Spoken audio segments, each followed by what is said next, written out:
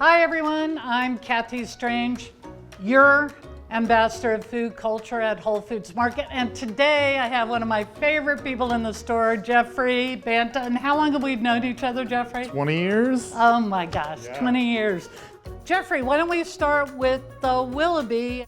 It's a nice soft ripened cheese. You get a nice earthy taste to it. Great to go on a cracker. So I'm gonna go ahead and crack this open. I'm gonna use the proper cheese knife. So you always want to cut down with your cheese instead of smashing it. Also, when you're pairing it, what would be your pairing? We have a lot of things out here on the table today.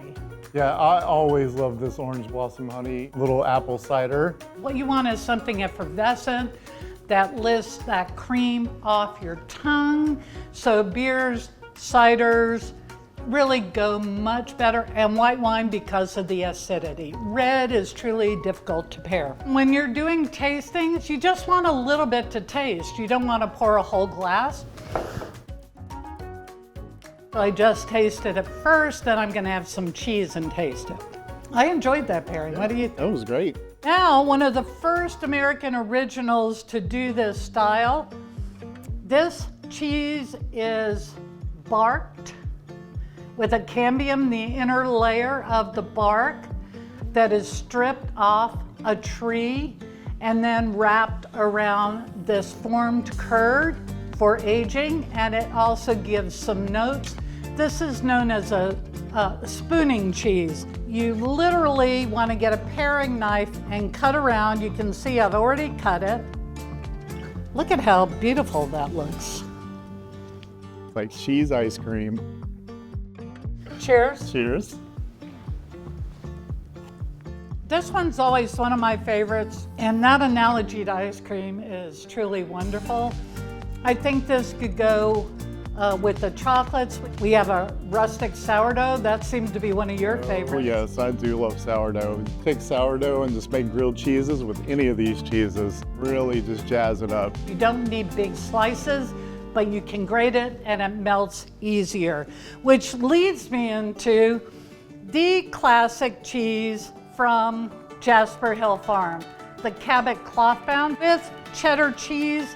What's really easy to do is just break it up like this. It's going to have amazing tyrosine crystals, which is the breakdown of the proteins. It's also an amino acid.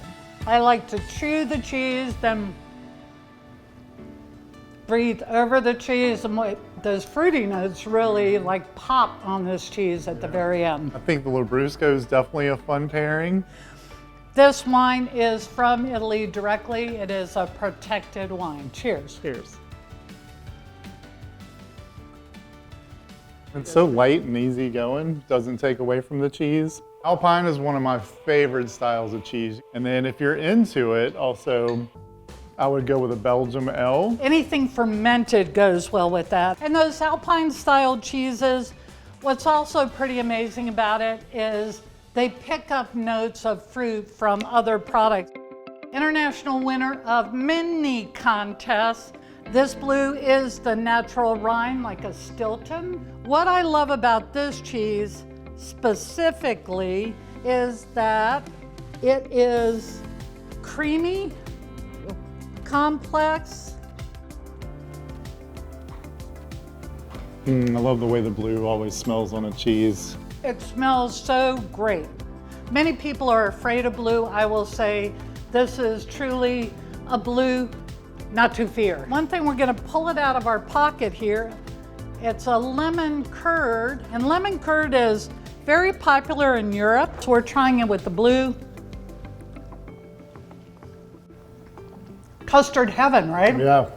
Thank you so much. Thank you. Thank you for having me. It's incredible. Remember, chocolate and cheese. Remember, sparkling beverages of all types go best with cheese. Country pâtés show really well, and or salamis that we have. So just want to invite you to try your own pairings, get a group together, bring several things, pick your own.